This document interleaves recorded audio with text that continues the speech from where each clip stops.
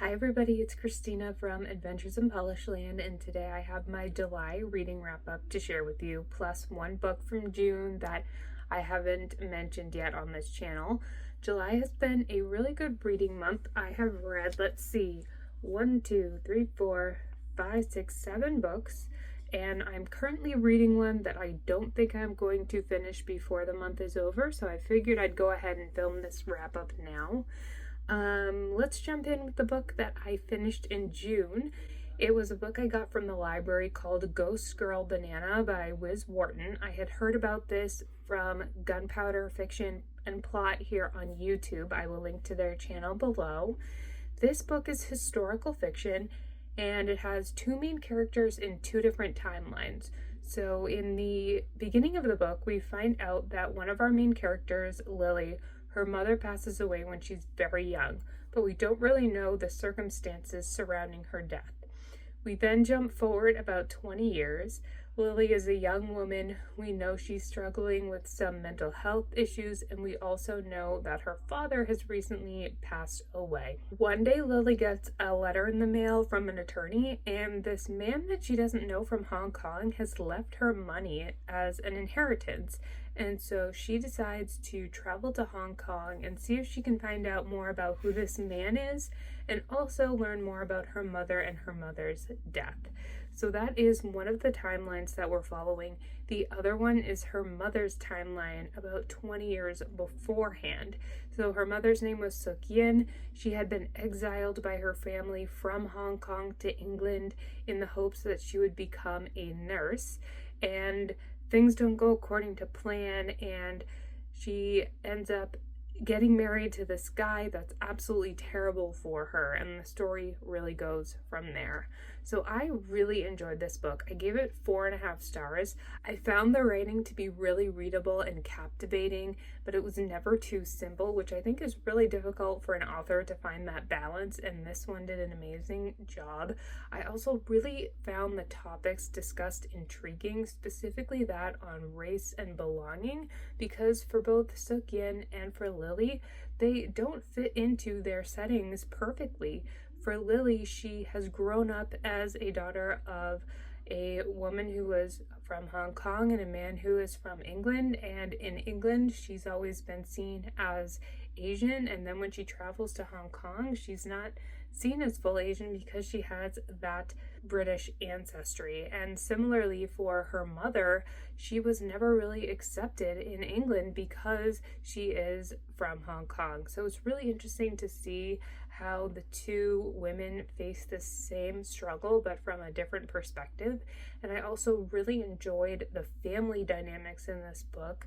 It was really hard to read at times because Suk Yin's husband is absolutely horrible, and she also has a brother who's quite brutal as well. And for Lily, her sister, they are close, but the sister has more of a privileged life. She's married to this rich older guy. She has more Western features, and so she doesn't have the same experience as Lily. I highly recommend this book if you like historical fiction, but also if you like family dramas. It's a really unique look into these people's lives, especially with the two timelines that you get to step into. So that was my one leftover from June that I haven't mentioned on the channel yet. Now let's start over with the books I finished in July. First up, we have The Story of a New Name by Elena Ferrante. This is the second book in the Neapolitan novels, and I absolutely loved this book. So the first book in the series is My Brilliant Friend, which I read earlier this year. And this is the second book. It picks up right where the first one leaves off. So in this series, we are primarily following two young Italian girls. In the first book, we follow their childhood. We learn how they became friends, more about their village where they grew up. And that book ends with one of their weddings. And in this book, we are picking up right after the wedding, and we follow the girls into their early 20s. And it was some point in this book where I realized I was full in on this story, because at this point, I mean, this is a decent sized book. You know so much about these characters. You know the ins and outs of not only their lives, but their family members' lives and the other people in the community. and the community where they live is brutal.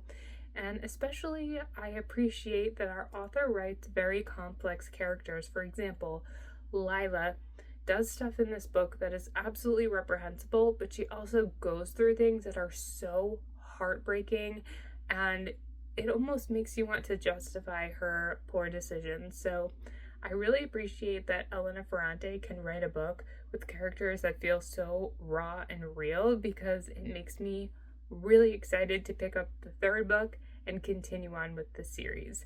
I highly recommend this series if you haven't tried it yet. It is hyped, but I don't think it's overhyped. And like I said, I am keeping my eye out for the third book because I need to know what's going to happen next in the story of Elena and Lila. So next up, I read The Chrysalids by John Wyndham. This is a classic dystopian sci-fi novel. Our main character is a boy named David. He lives in a fundamentalist Christian group.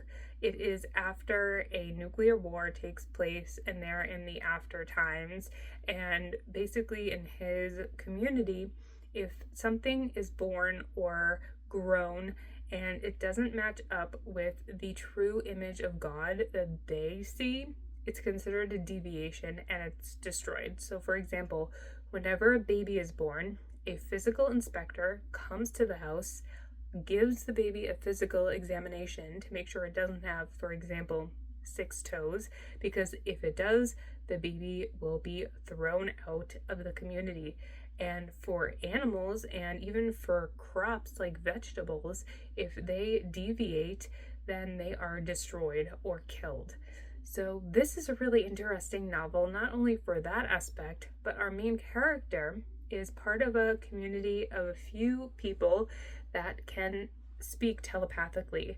So David, his cousin Rosalind, and then some of the other kids in their community, they're able to talk to each other with their minds. And so they know that this is technically a deviation, but it can't be discovered because it's not something that can be seen on the outside. So as you can probably tell, this book is really an everlasting story because it's discussing the topics of, should your version of what's in God's image be placed upon everybody else in the world because that's your worldview? I think that's something that we're seeing today, especially here in the United States. For example, with the LGBTQIA plus community, trans people are really being vilified because the Christian nationalists see them as others, and it's really horrible. And I wish more people would read this book because I think this helps open your eyes to how one group's way of thinking may not be the right way, the true way, and it shouldn't be forced upon everybody else in the world.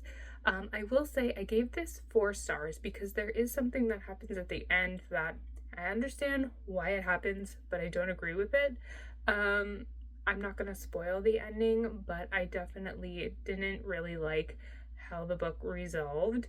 You can definitely also see the impact of World War II on this novel. This was published in 1955, and I think you can see how the events of World War II affected this dystopian world, so I found that interesting.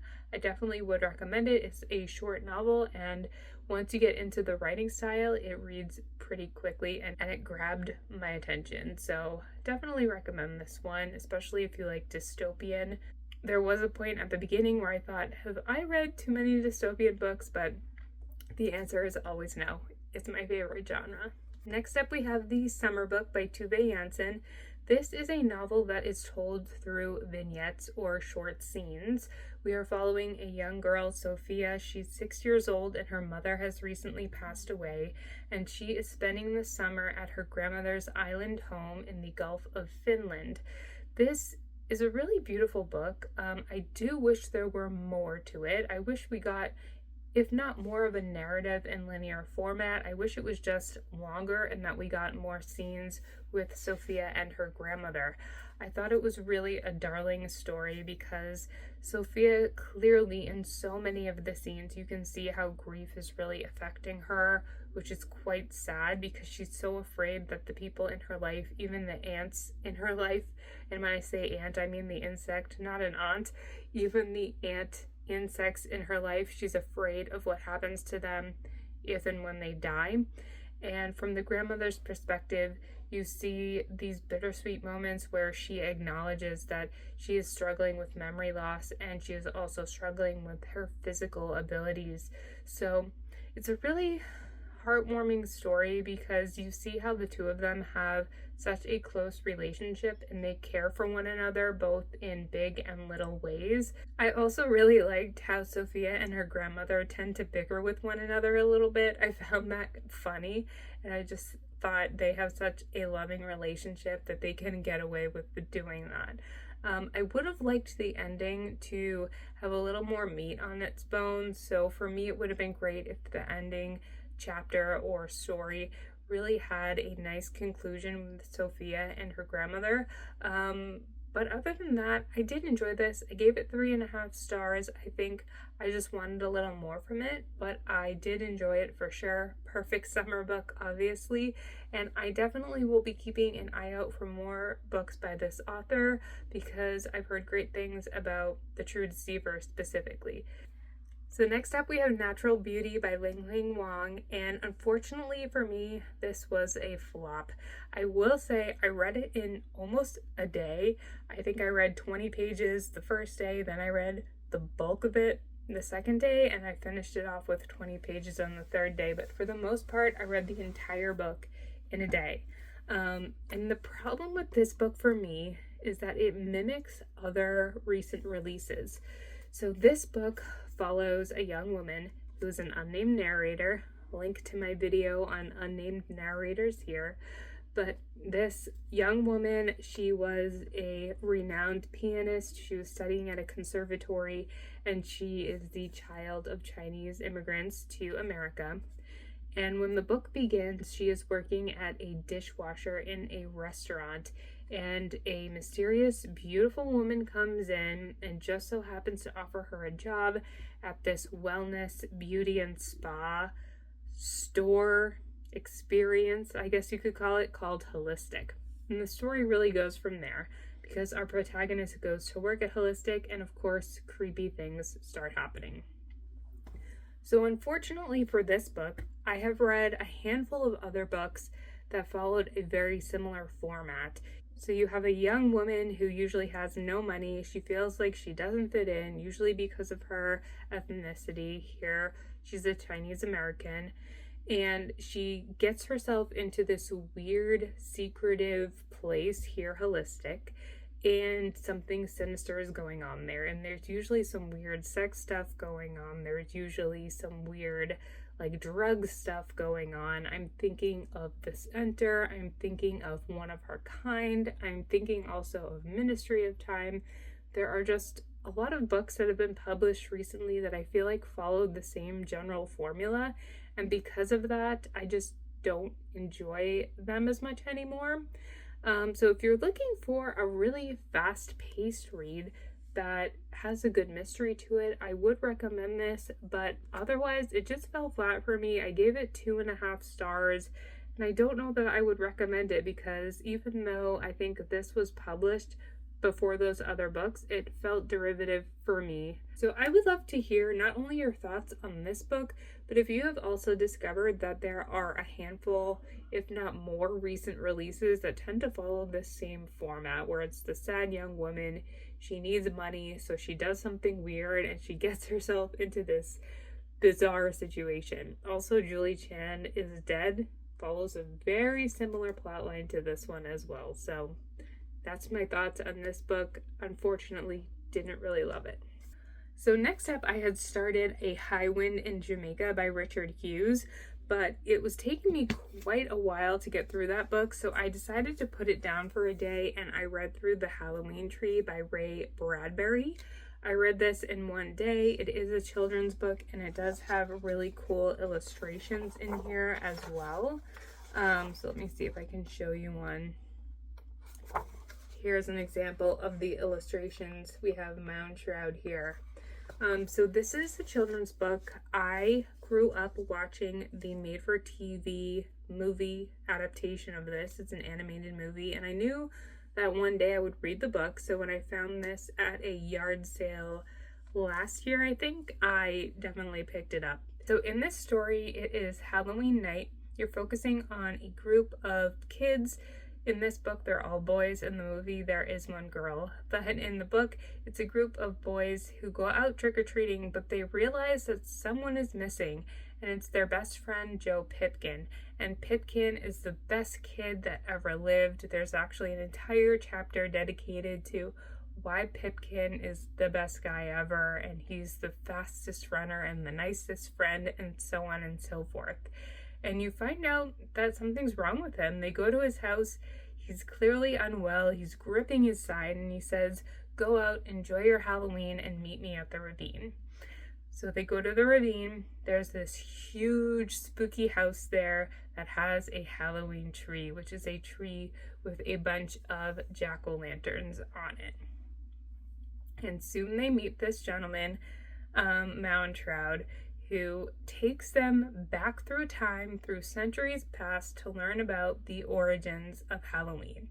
So what I love about this book, and the movie too, is that it has two really cool plot lines. The first one being that you learn about all of the different cultures, such as ancient Egyptians, such as Dia de los Muertos, such as witches, such as gargoyles, and you learn about all these different cultures and all the different origins of Halloween.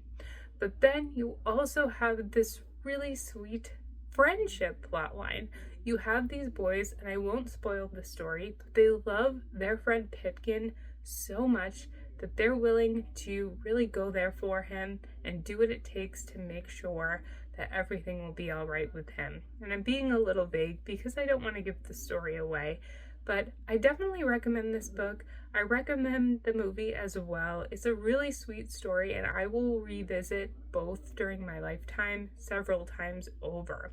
The book in particular has incredible writing. I mean, it's Ray Bradbury. His writing is so descriptive. He puts careful emphasis on every word so that the sentences sound beautiful, and they have a rhyming quality at some points in time. So if you love Halloween, you love stories that have to do with history and friendship, definitely check out The Halloween Tree. Then I was able to go back and finish High Wind in Jamaica by Richard Hughes.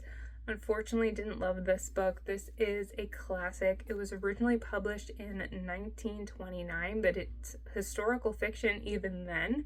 So it is set in the late 1800s, and essentially there's a family from England, but they're living in Jamaica. It's a mom and dad and several children, and there is a high wind. There's a hurricane, and their house is leveled, and the parents decide, okay, it's time.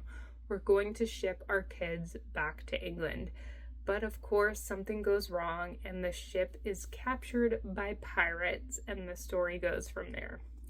Here's the thing with this book. I was challenged right from the beginning because of the way that race is written in this novel, and I fully understand that this is a product of its time. Like I said, it's published originally in 1929, and even then historical fiction, but the language in the book and the treatment of Black people in the book was just uncomfortable. And I kept thinking to myself, is this something that we really need to be publishing today? It made me think. I don't think there's a right or wrong answer. I don't think it's bad to read these old books, because at the end of the day, I did glean some things from this story. But that being said, it did certainly make me really uncomfortable. As for the pirate storyline itself, it was quite fascinating. Basically, the most interesting part of the story for me was how the children are able to adapt to what happens to them. I think this book really shows how resilient children are, and how even though they can go through absolutely horrific situations, they can come out the other side. Some of them will certainly be affected for life and maybe changed. Some of them might not make it through the pirate adventure to begin with, and then others will have to do things that they don't want to do and live with the consequences. So if you're looking for a pirate adventure, this might be the one for you. I think I am one of the few who didn't love this book. I gave it a 2.5-star rating, and I'm not sure I would read more from Richard Hughes, but I am glad to have read this one because, like I said, I think he is doing something interesting with the writing, but it just didn't work for me. And then the last book I finished in July is Wonder by R.J. Palacio. I went to the thrift store this past weekend specifically to buy this book because it's becoming a musical that is premiering in Massachusetts later this year. And I thought, you know what? I'm in the mood to read this book, and I'm so glad I picked this up because I read this essentially in one day. This is the story of a young boy named August. He has facial differences, so when you look at him, his eyes are not typically where you would see eyes. He doesn't really have ears, and so on and so forth. And because of that, he's had a lot of health complications as a child. And he's about to go into 5th grade, and his parents decide for the first time he's going to go to actual school instead of being homeschooled. And so this book follows his 5th grade year as he goes to school for the first time and everything that happens with him. One thing I found interesting about this book is that it is told in different perspectives. So you don't just hear from August, but you hear from his sister, you hear from his friends, you hear from one of his sister's friends, and doing that allowed you to be in everyone's head and really see not only how August experiences the world, but how people close to August experience the world. This is such a beautiful, heartwarming story. It was really sweet. I cried 3 times in the book. And I just loved all of the familial and friend relationships in the novel. This is, I would say, middle grade, so it reads extremely quickly for me as an adult, but I can certainly see why this became such a bestseller, was adapted into a movie, and now is being adapted into a musical as well. I certainly look forward to seeing the musical. Hopefully I can watch the movie before then. And if you haven't read this book, I think it's worth the read. I think you learn a lot about empathy. I think this book probably works really well in a classroom. And I'll say the only thing that I didn't love, which is why I gave it 4 stars, is I don't like books that presume everyone's Christian. There are multiple mentions of God and heaven, which I don't personally love. And I also found that sometimes they were making August like the inspiration for being the best person ever if you're nice to him. So I do feel like that idea is a little bit dated now. This was published originally in 2012, so I'm not sure how much that would be played up in a book today. But overall, really adored this book. Very sweet read. And right now I'm currently reading Mrs. S by K. Patrick. I am just over 100 pages into it, and I don't think I'm going to finish this before the end of July, so I figured I'd go ahead and film this wrap up. I've been talking for quite a while now, so I'm going to wrap up the wrap up. I hope you all have had a great reading month. I am trying to post videos weekly here. I'm trying to find a good day of the week to post a video, so maybe I can be a little bit more consistent. Once I figure out what that day is, I will let you know. Before I go, I will say I didn't get to color in any states on my USA map because the only 2 books that were set in the United States that I read this month were in states that I've already marked off. But other than that, that concludes this video. Thank you so much for watching. I hope you are reading some wonderful books, and I will see you next time. Bye.